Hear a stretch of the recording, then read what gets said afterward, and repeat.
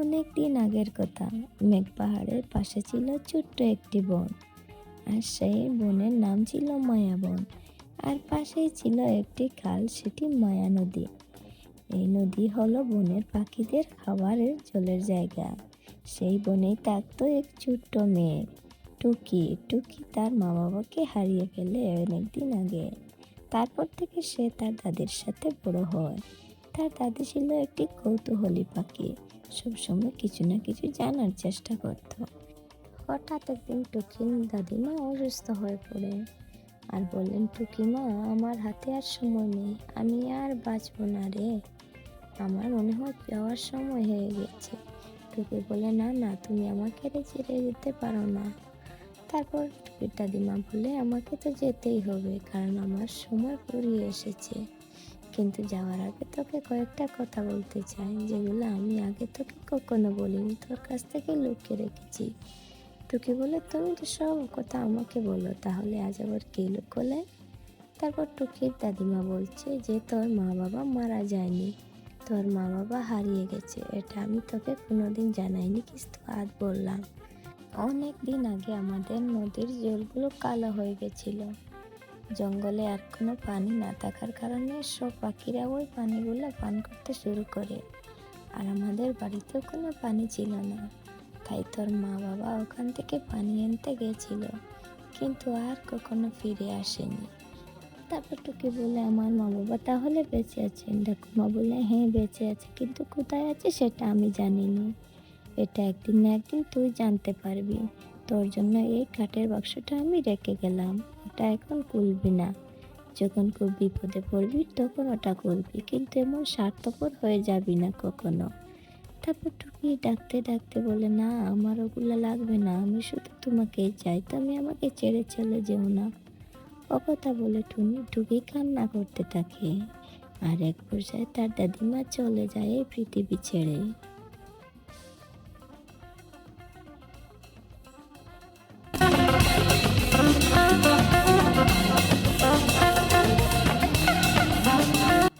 একদিন সকালে টুকি খাবারের পানি সংগ্রহ করার জন্য একটি পাতিল নিয়ে চলে যায়। আর ওদিকে জঙ্গলের সব পাখি এখানে চলে আসছে খাওয়ার জল নেওয়ার জন্য। আর হঠাৎ নদীর জলগুলা কালো হতে থাকে। আর এই সখী বলে, এত তাড়াতাড়ি জলগুলো কালো হয়ে যাচ্ছে কেন? শালিক পাখি বলে, হে রে, 12 বছর আগে একবার কালো হয়েছিল, আর আজকে আবার কালো হলো 12 বছর পর। আর খাবারের জল না থাকলে কোথা থেকে খাবো? তারপর টুকিয়ে বসে এসে বলে, ওই জলগুলো নেওয়া যাবে না, ওগুলো এখন বিষাক্ত হয়ে গেছে। কিন্তু শালিক বলে যে, খাবারের জল যেহেতু নেই, আমরা কোথা থেকে খাবো? সইয় বলে, তুমি ঠিক কথা বলেছো শালিক দিদি। তারপর তারা ওরকম কথা বলতে থাকে, কিন্তু টুনি বারবার বারণ করার পরও তারা টুনির কোনো কথা মানতে রাজি নয়।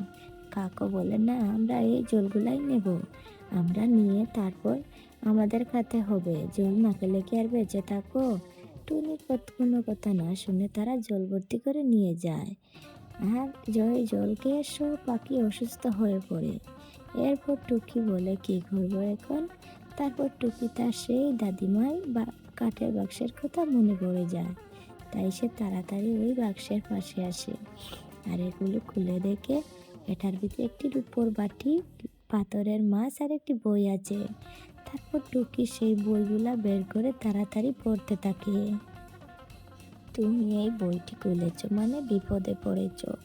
আর মনে হয় আবার সেই নদীর জল কালো হয়ে এসেছে। আর ওই নদীর জল যদি 2 দিনের ভিতরে পরিষ্কার না করো, তাহলে একটি ডাইনি প্রকট হবে, আর সে তোমার ওই মাছটি পাথরের নিতে চাইবে। কিন্তু তুমি নিজের থেকে যদি ওই পাথরের মাছটি তাকে না দাও, তাহলে সে নিতে পারবে না। ওই ডাইনি তোমার মা বাবাকে আটকে রেখেছে, কিন্তু আমি সবার কথা ভেবে ওই মাছটি দেইনি। ওই পাথরের মাছ যদি একবার ডাইনি পেয়ে যায়, তাহলে ওই জঙ্গলের সব জলও কালো করে দেবে, আর সব পাখি ওগুলা খেয়ে মারা যাবে। তুমি কখনো ওই পাথরটি ডাইনিকে দেবে না। আর যদি ওই পানিগুলি পরিষ্কার করতে চাও, তাহলে তোমাকে সংগ্রহ করতে হবে রূপোর পানি। আর ওইটা ওই অমৃত পাহাড়ে আছে, ওটা তোমাকে এর উপর বাটি করে নিয়ে আসতে হবে। আর এসে তুমি ওখানে ছিটিয়ে দেওয়া মাত্রই ওগুলো পরিষ্কার হয়ে যাবে। আর তুমি ওই জল আনতে যাওয়ার সময় ওই পাথরের মাছটির সাথে করে নিয়ে যাবে। ওই মাছে তোমাকে রাস্তা দেখাবে। তারপর টুকি বলে, হ্যাঁ আমি যাব, আমি ওই জল আনতে যাব। যেভাবেই হোক ওই রূপার জল আমাকে আনতেই হবে, আর সবাইকে আমার বাঁচাতে হবে। তারপর টুকি সেই রূপোর বাটি আর পাথরের মাছ নিয়ে অমৃত পাহাড়ের জন্য বের হয়ে যায়।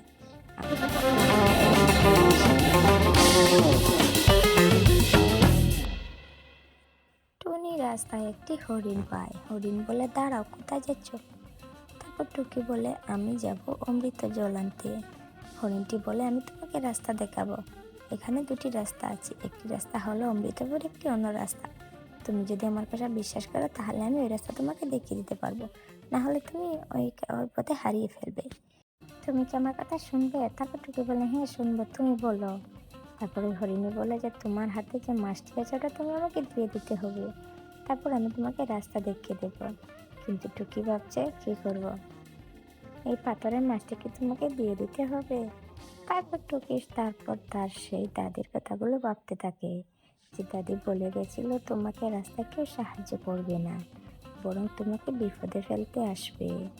অমনি মাত্র হরিণ বলে উঠে যে তুমি কি ভাবছো, তাড়াতাড়ি দাও ওই মাছটা আমাকে, তারপর আমি তোমাকে ওই রাস্তা দেখিয়ে দেবো। কিন্তু টুকি বলে, আমার কোনো রাস্তা দেখানোর প্রয়োজন নেই, আমি নিজে থেকে রাস্তা খুঁজে নেব। এরপর সেই হরিণী একটি ডাইনি রূপে প্রকট করে তার আসল রূপ।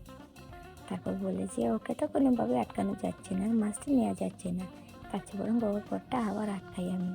তারপর সে একটি পাখির রূপ ধরে ওর সামনে যায়। পাখি রূপে টুকির সামনে এসে বলে, তুমি কোথায় যাচ্ছ, দাঁড়াও। তারপর টুকি বলে, আমি তোমাকে বলবো কেন আমি কোথায় যাব? তারপর ওই পাখিটি বলে, আমি হলাম ওই জঙ্গলের পাখি, সবার রানী, তুমি আমাকে দয়ালু পাখি বললে ভাবতে পারো, কারণ ওই জঙ্গলে যারা পথ হারায় আমি সবাইকে পথ দেখিয়ে দেই। টুকি বলে, না না, আমি তো পথ হারাইনি, আমাকে তুমি পথ দেখাবে কেন? তারপর ও বলে যে তোমাকে পথ হারাতে আর কতক্ষণ? তারপর টুকি বলে, না, আমাকে ওই পাথরের মাছটি পথ দেখাবে, আমি ওই পথে পথে যাব।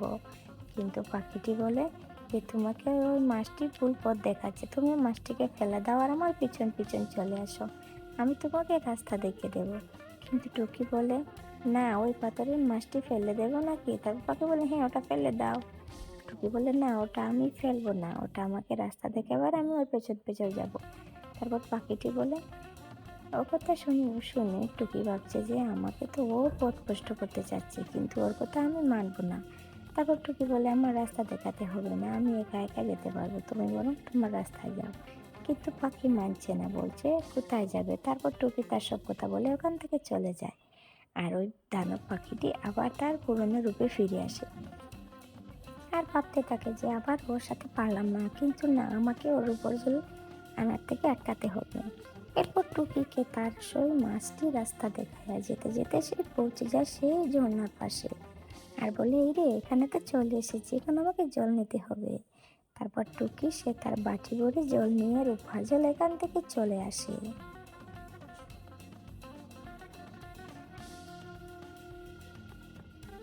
পরদিন সকালে টুকি সেই রূপোর জল নিয়ে সে কালো নদীর পাড়ে পৌঁছায়। আর সেখানে যেতেই কালো নদী থেকে বেরিয়ে আসে সেই ডাইনি আর এসে হেসে হেসে বলে, কি ভাবছিস, এই রূপোর জলগুলো নদীতে দিলে পরিষ্কার হয়ে যাবে, কিন্তু আর কতদিন, 2-3 দিন পরিষ্কার হবে, তারপরে আমি আবার ওই জল কালো করে দেব। টুকি বলছে, তুমি বারবার ওই নদীর জলগুলো কালো করছো কেন?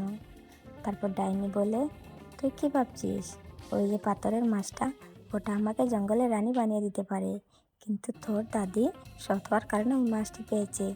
আমি ওকে অনেকবার পয়সার লোভও দেখিয়েছি, ধনের লোভ, কিন্তু ও কোনো কিছু লোভ করেনি। তারপর আমি তোর মা বাবাকে ধরে নিয়ে যাই, কিন্তু সে একটা সন্তানের কথা না ভেবে দায়িত্ব ভুনে ভুনে করেছে, তাই সে আমাকে ওই পাথরের মাছটি দেয়নি। তারপর টুকি বলে, তাহলে আমার মা বাবা এখন বেঁচে আছে? তারপর সে ডাইনি বলে, হ্যাঁ বেঁচে আছে, তুই যদি ওই মাছটি আমাকে দিস তাহলে আমি তোর বাবা মাকে ছেড়ে দেবো। তারপর টুকি বলে, ঠিক আছে, আমি তোমাকে ওই মাছটি দিয়ে দেবো। তারপর ডাইনি বলে, ঠিক আছে, তুই ওটা আমাকে দিয়ে দে, আমি তোর মা বাবাকে ছাড়িয়ে দেবো। কিন্তু টুকি এতটা বোকা নয়, বলে যে আগে আমি মা বাবাকে দেখতে চাই, তারপর দেবো। তারপর সেই ডাইনি তার মা বাবাকে এখানে নিয়ে আসে। আর টুকির মা বাবাকে টুকি দেখে টুকিটাকে চিনতে পেরে যায়। তারপর ডাইনি বলেন, না তোর মা বাবাকে, আর এবার পাথরের মাছটা আমাকে দিয়ে দে। যেমনি ডাইনি টুকির কাছে আসতে চায় তখনই টুকি সেই রূপোর জলটা ডাইনির উপরে ছেড়ে দেয়, আর ডাইনি একবারে উধাও হয়ে যায়। টুকি তার দাদিমার বই পড়ে জেনেছিল যে ডাইনিকে ওই জলই একমাত্র কবজ করতে পারে, তাই সে ওগুলা করেছে। ওদিকে তারা খুব খুশি আছে, আর নদীর জলও পরিষ্কার হয়ে গেছে। জঙ্গলের সব পাখিও আনন্দে আগের মতো আবার পানি নিচ্ছে, আর এভাবে তাদের দিন চলে যায়। এরকম সুন্দর সুন্দর টুনি পাখির শিক্ষণীয় ভিডিও পেতে আমাদের চ্যানেলটি সাবস্ক্রাইব করুন। সবাইকে বাই বাই।